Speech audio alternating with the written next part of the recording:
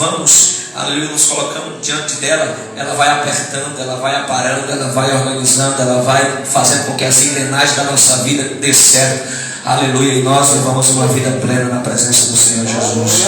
Então a palavra de Deus, ela tem esse poder, sabe, de alinhar a nossa vida.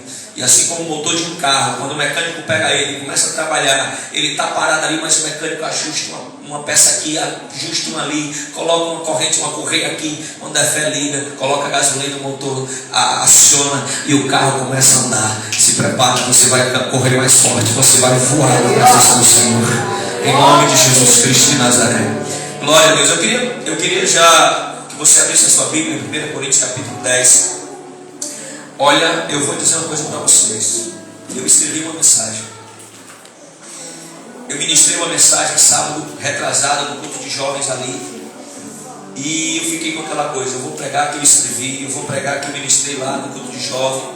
Só que aí o Espírito do Senhor me trouxe para 1 Coríntios desde anteontem.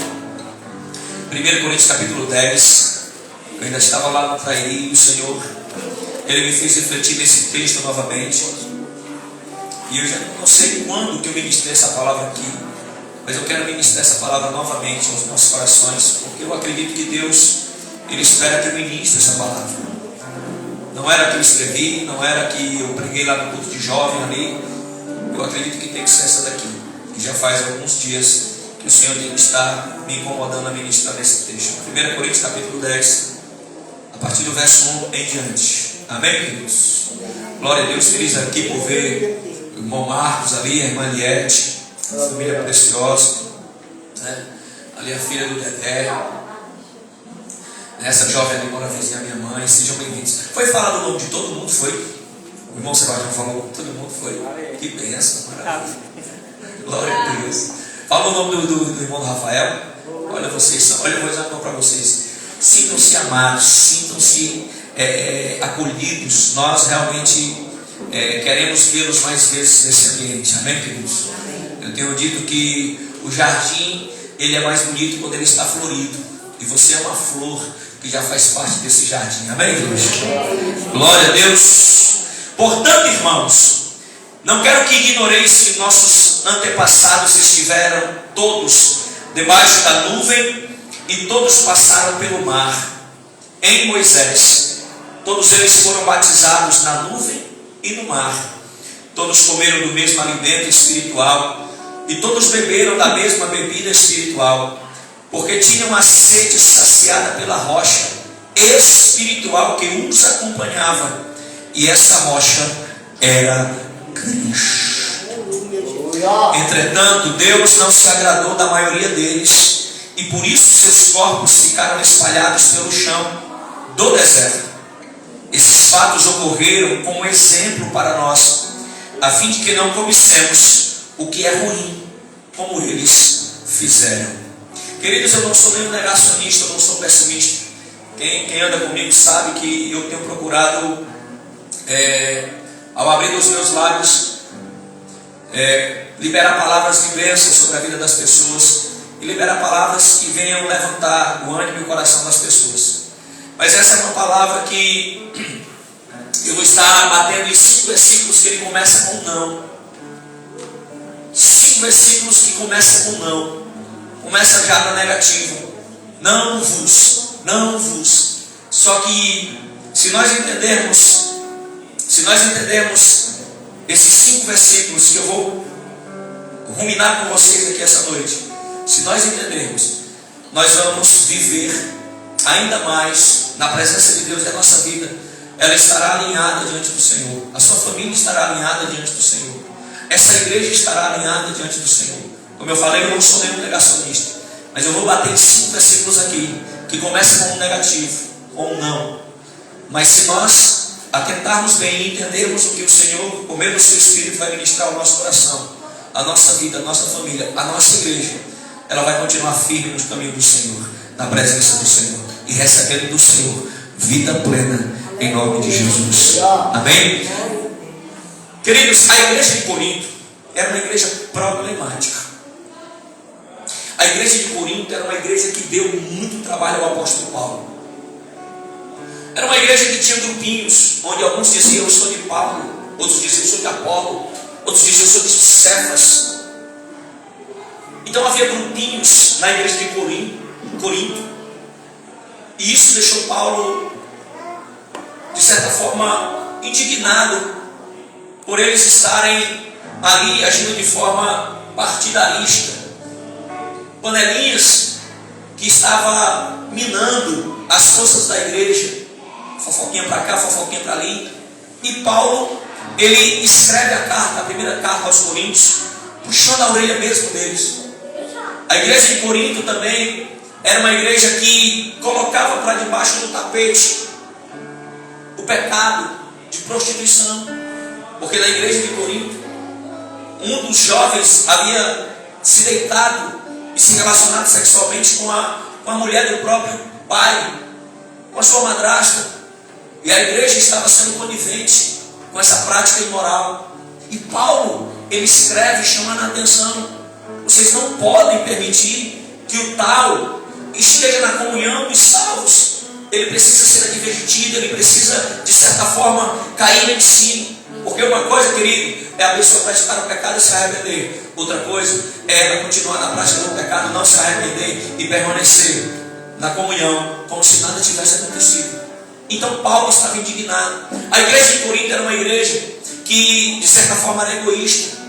Alguns cristãos, na hora da ceia, na hora do banquete, havia uma mesa de banquete, e alguns, no seu egoísmo, na sua glutonaria, se apoderava da ceia, começava a comer, e o restante das pessoas, e alguns menos favorecidos, mais tímidos, mais ali receosos, ficavam ali só observando os ricos se empanturrar na mesa, e eles ficavam. E Paulo também chamou a atenção deles. Por causa deles não celebrarem a ceia, não participarem do momento da ceia de forma consciente, por não entenderem a questão da ceia, da morte e da ressurreição. Paulo chega a declarar que muitos haviam morrido e muitos dormiam por conta disso, estavam mortos espiritualmente, e muitos haviam morrido fisicamente, por não entender o sacrifício de Cristo, por não levar a sério aquilo que Cristo fez por cada um deles. Então a igreja de Corinto é uma igreja problemática, uma igreja que não sabia administrar os dons. Tinha muitos dons, mas não sabia usar os dons.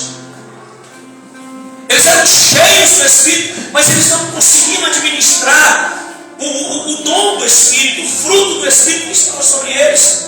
E havia uma bagunça grande dentro da igreja. Quando um começava a orar em língua, outros começavam a orar em língua, e ninguém entendia nada. Muitas vezes o pregador começava a pregar e orava e pregava só orando em língua, e ninguém entendia nada. E Paulo chega a dizer: eu prefiro falar palavras que as pessoas entendam do que ficar só orando em língua e as pessoas não entenderem nada. Porque eu preciso que as pessoas ouçam o Evangelho e elas compreendam o que está sendo lido, o que está sendo falado, para que elas, ao ouvir o Evangelho, elas sejam convencidas do mal que elas possam estar fazendo e elas venham praticar aquilo que realmente é correto diante do Senhor. Então Paulo, ele agora vai buscar lá no meio do povo de Israel, toda a história, o exemplo que ficou da história do povo de Israel para a igreja de Corinto. Ele vai pegar toda a situação que Israel vivenciou lá no deserto, e ele vai trazer como exemplo para a igreja de Corinto, para que a igreja de Corinto pudesse se situar, para que a igreja de Corinto pudesse, cair em si. Porque é possível que nós temos visto muito isso, nós temos visto muito na nossa geração. As pessoas, elas têm uma facilidade de copiar aquilo que é ruim, aquilo que é mal.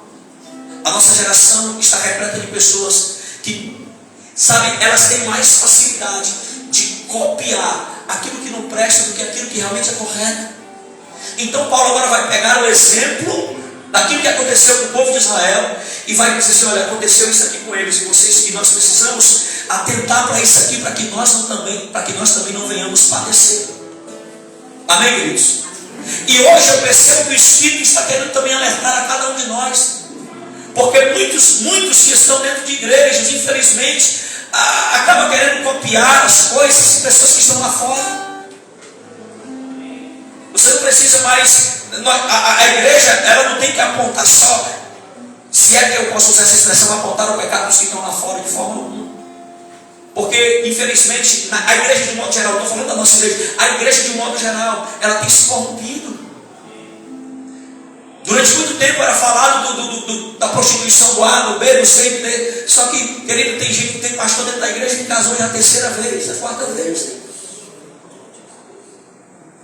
Tem gente que está dentro da igreja e não consegue controlar o seu corpo. Então Paulo, ele está trazendo exemplo do que aconteceu com o povo de Israel lá no Egito, para a igreja de Corinto, para que eles, ao ouvir acerca desses exemplos, eles venham clarear a sua mente. Eu oro, a minha oração é que você, ao ouvir o Evangelho, não só hoje, mas todas as palavras que você já escutou, ela possa gerar em você vida e ela possa te iluminar ao ponto de você começar a analisar tudo que está à sua volta e começar a colocar em prática só aquilo que realmente vai fazer a diferença na sua vida e vai lhe elevar para mais perto de Deus. Por quê? Eu até postei esses dias. O tolo, ele procura problemas. O inteligente, ele resolve problemas. Mas o sábio, ele foge de problemas. O tolo, ele procura problemas na sua vida. O inteligente, ele resolve. Ele erra, mas ele resolve o problema. O sábio, ele observa o problema e diz assim: não, eu não vou chegar nem perto, eu vou fugir dos problemas. A primeira negativa, verso número 7. Não vos torneis idólatras, como alguns deles foram. Conforme está escrito: o povo se assentou para comer e beber, e levantou-se para entregar a orgia. Eles estavam impacientes porque Moisés estava em cima do monte, no cume do monte Sinai, recebendo de Deus as diretrizes para trazer para o povo. Só que chegou um tempo que eles disseram: Arão, nós não sabemos o que aconteceu com esse Moisés. Fazes deuses para nós. E agora eles começaram a se prostituir diante daquela imagem que Arão havia esculpido. E eles começaram a se prostituir de uma forma terrível. Era orgia por cima de orgia. Era orgia por cima de orgia, porque as festas idólatras da época era terrível. As pessoas perdiam o senso, eles praticavam atos sexuais assim na presença de todos. E isso está acontecendo hoje. E isso está acontecendo hoje nos nossos dias. Mas a primeira negativa é: não vos tornei idólatras. Queridos, todo idólatra, de certa forma, por ele não ter o conhecimento de Deus, ele se torna devasso.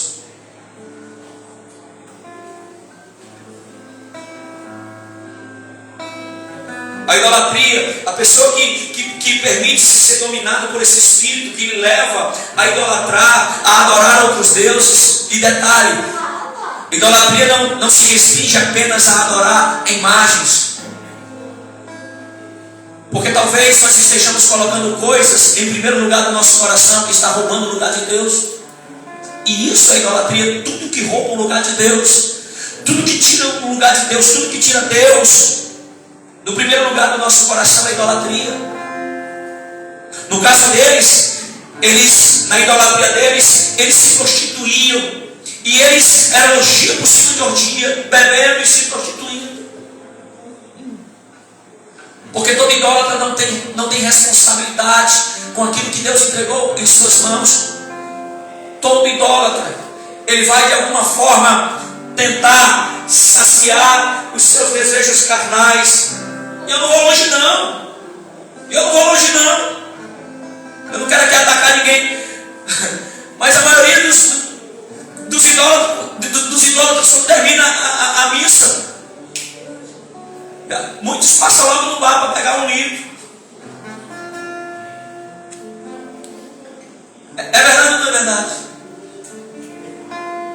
Então a idolatria, infelizmente, tem levado muitas pessoas a se distanciar de Deus. Agora, nós, presta atenção, há idolatria também no meio da igreja evangélica. Tem gente que passa dias e dias sem ir na igreja para ouvir a mensagem do pastor, mas quando sabe que vem o pastor fulano de tal, para pregar no canto fulano de tal, o grupo de louvor fulano de tal. Eita!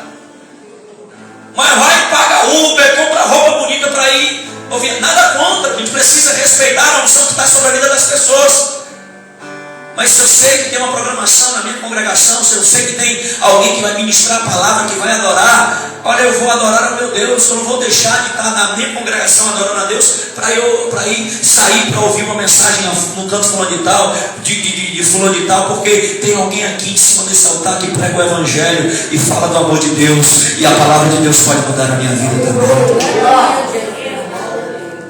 A idolatria pode ser o teu carro, o teu dinheiro. Tem gente que é uma idolatria terrível. Está deixando que o dinheiro... Olha, presta atenção, por favor. O dinheiro nós ganhamos e gastamos, mas não amamos. Dinheiro se ganha e dinheiro se gasta, mas não se ama. Pessoas se amam, mas não se adora. Porque tem gente que está tirando Jesus do centro e colocando pessoas. Tem gente que ama mais o pai e a mãe do que Jesus. Tem gente que ama mais o marido e o filho do que Jesus. E Jesus disse: aquele que não deixar amor de pai, amor de mãe, amor de filhos, por amor de mim, não é digno de mim. Tem gente que está tirando e a gente ama pessoas, mas não adora pessoas, não venera pessoas. Coisas a gente compra e a gente gasta, a gente usufrui. Mas as coisas não podem também dominar o nosso ser, o nosso coração. Porque coisas, pessoas e dinheiro não nos salva. Só quem nos salva é Jesus de Nazaré.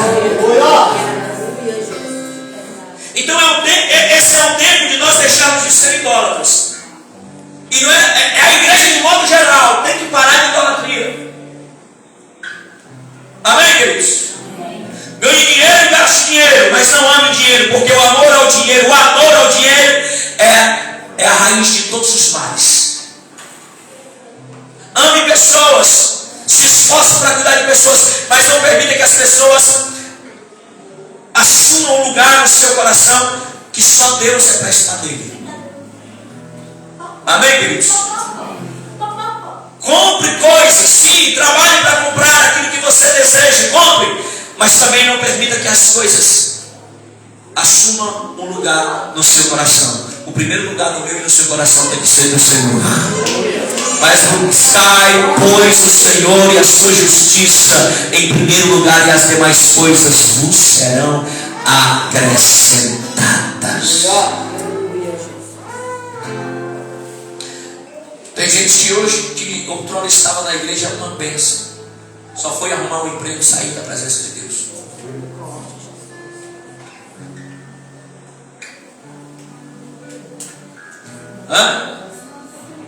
Tem gente que quando ganhava só um salário dava para pagar tudo, ainda sobrava dinheiro. Hoje ganha um salário absurdo, nem o dízimo entrega, devolve. E isso também é santificação, tem a ver com santificação. E isso também é idolatria. Talvez nós estejamos idolatrando dentro da igreja cristã. E Paulo está dizendo, para que não aconteça o que aconteceu com eles lá no deserto, nós precisamos pegar tudo como exemplo para hoje. A segunda negativa: não nos entreguemos à imoralidade, como alguns deles assim agiram. Verso 8: e num só dia morreram cerca de 23 mil. Quando Moisés desce do cume do monte, porque Deus disse assim: Moisés, que barulho é esse aí que está tendo aí no arraial? Desce depressa que o povo está se prostituindo. Desce, corre. Aí lá vai Moisés descendo com as 2 tábuas que Deus havia escrito com os seus próprios dedos em pedras. Lá vem ele descendo. Quando ele chega aqui, olha aquela imundícia, ele olha para Arão e diz assim: o que tu fez, Arão? Que foi que você fez, Arão? Isso estava demorando, o povo veio até mim e disse: Arão, faz esses deuses para nós. Eu peguei, pedi ouro, coloquei no fogo e saiu bezerro. Mentira. Como é que o cara pega ouro, joga no fogo e sai o bezerro? Arão era idólatra, tão idólatra quanto o povo. Ele fundiu o bezerro. E o povo está lá, presta atenção. E aí o povo está lá, e quando Moisés chega, ele tem um ataque de ira. Ele tem um ataque de ira, ele pega as pedras e quebra. Ele quebra as duas tábuas que Deus havia feito. E havia escrito os 10 mandamentos. Quando ele quebra, ele olha para o povo e diz assim: quem de vós tem a coragem de matar, seja seu pai, a sua mãe, seu irmão, aquele que se prostituiu, quem é de vós que tem a coragem de matar? Aí os levitas se levantam, sacam a espada e diz: nós temos, pois saiam para purificar o povo. Gente do céu, vai ter gente que vai dizer que é discurso de ódio. Não tem a ver com discurso de ódio, tem a ver com purificação e santificação. Aleluia. Tem gente que está descendo a sepultura ainda hoje. Tem gente que está descendo a sepultura ainda hoje porque eles estão se entregando à imoralidade. Estão entregando o seu corpo. Tem gente que pensa que Deus não mata mais ninguém, não. Que história isso está na Bíblia? Se é Deus que dá vida, é Deus que tira a vida. Alguém está entendendo? É Deus quem dá vida, é Deus que tira a vida. Tem gente que está descendo a sepultura precocemente. Por quê? Porque está se relacionando com um e com o outro e pega uma doença venérea. Aí pega uma doença venérea. Aí quando é fé, morreu. Mas morreu por quê? Porque não atentou para o que está escrito na palavra de Deus. Queridos, por favor, escute bem, pelo amor de Deus. Quando nós ignoramos o que está escrito na palavra, nós sofremos as consequências da nossa desobediência. Abra comigo em 1 Tessalonicenses capítulo número 4.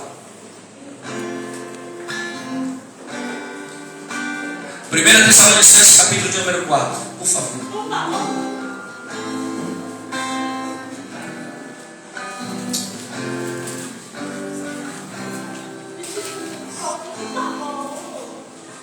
Verso número 3. A vontade de Deus é esta, a vossa santificação. Por isso afastai-vos da imoralidade sexual. Cada um de vós saiba viver com o seu próprio cônjuge em santidade e honra, não dominados pela paixão de desejos e controle, a semelhança dos pagãos que não conhecem a Deus. Quanto a esse assunto, ninguém seduza ou tire proveito de seu irmão, porque o Senhor castigará todas essas práticas. O Senhor castigará todas essas. O Senhor castigará todas essas, como já vos advertimos com toda certeza, pois Deus não nos convocou para a impureza, mas sim para santificar. Queridos, olha aqui para mim. Sexo antes do casamento é pecado. Sexo fora do casamento, você já é casado e se relaciona sexualmente fora do casamento, isso também é pecado. Olhar pornografia no celular é pecado.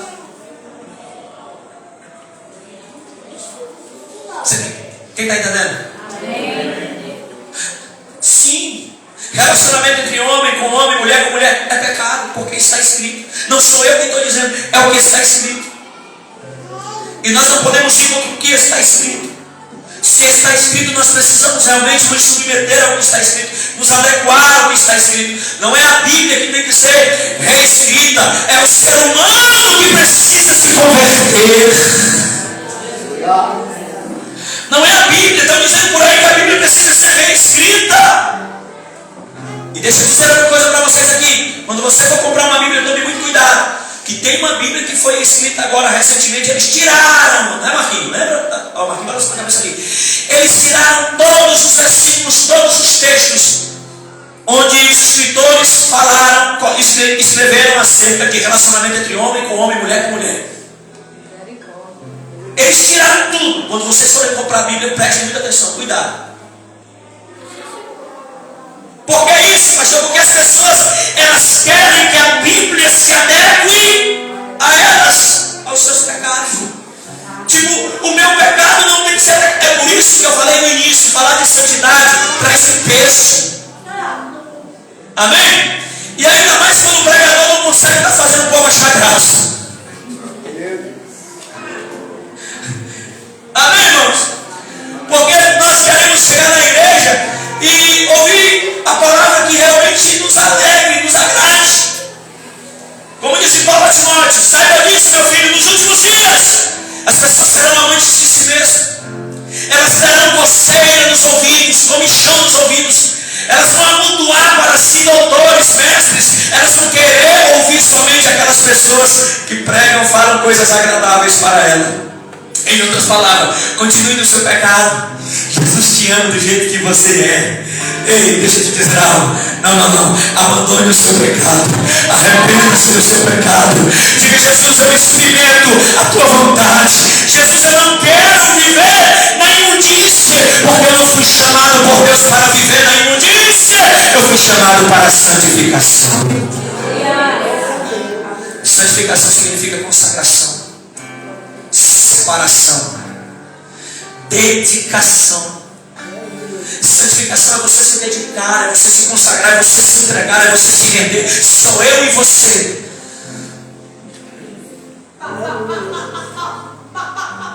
Está orando em língua, ela está orando em língua, deixa ela. Aleluia. Glória a Deus. É. Ela está orando em língua, deixa ela orar em língua. Deixa Deus te usar. Aleluia. Você está entendendo? Quem está entendendo alguma coisa? Glória a Deus. Então não é a Bíblia que tem que se amoldar a nós. Somos nós que temos que nos amoldar à Bíblia. Porque Deus nos chamou para a santificação e não para a imundícia. Aleluia. Ah, mas o mundo diz que é normal. Ei! Aquilo que o mundo diz que é normal, a igreja tem que ver com os olhos de Deus e dizer: é abominação aos olhos de Deus. Porque nós andamos na contramão do mundo, do sistema mundano. A palavra pecado significa errar o alvo. Repita comigo: pecado significa errar o alvo. Quando eu peco, eu erro o alvo. O alvo é Cristo. O alvo é o reino de Deus. O alvo é nós estarmos aqui envolvidos na nuvem de glória. O alvo é nós continuarmos envolvidos na nuvem de glória. Como Paulo falou, eles foram batizados em Moisés. Eles beberam de uma água espiritual. Eles comeram pão espiritual. Tanto a água que jorrava da rocha. Aleluia, a rocha e a água simbolizava Cristo. E o maná simbolizava Cristo. Você já tem comido de Cristo. Cristo já habita em sua vida.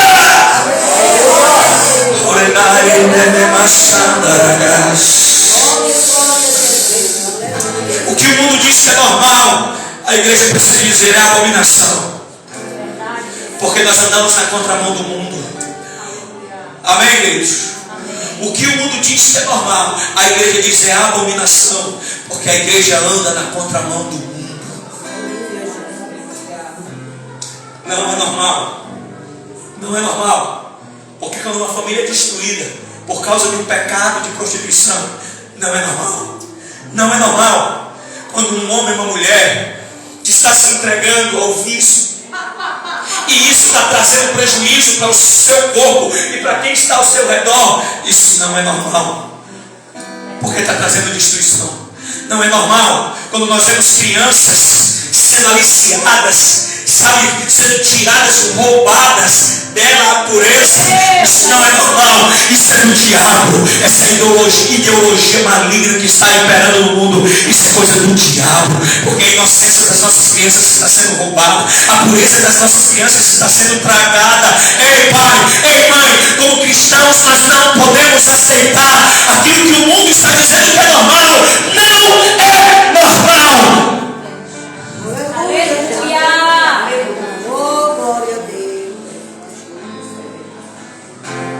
Foram cerca de 23 mil mortos.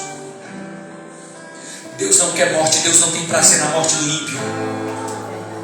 Deus não tem prazer na morte do ímpio, mas a morte do justo é preciosa aos olhos do Senhor. Porque Jesus, ele veio a esse mundo para morrer, para que toda a humanidade, ao crer nele, fosse purificada dos seus pecados e fossem salvos. Quando uma pessoa morre no pecado, aquilo ali traz tristeza ao coração de Deus. Porque tudo que Deus espera é que a humanidade se renda ao seu amor. A terceira negativa: não devemos pôr à prova a paciência de Cristo, como alguns deles fizeram, e por isso foram mortos pelas serpentes. Pôr à prova a paciência de Cristo. Sabe por que Paulo está dizendo pôr à prova a paciência de Cristo? Porque eles começaram a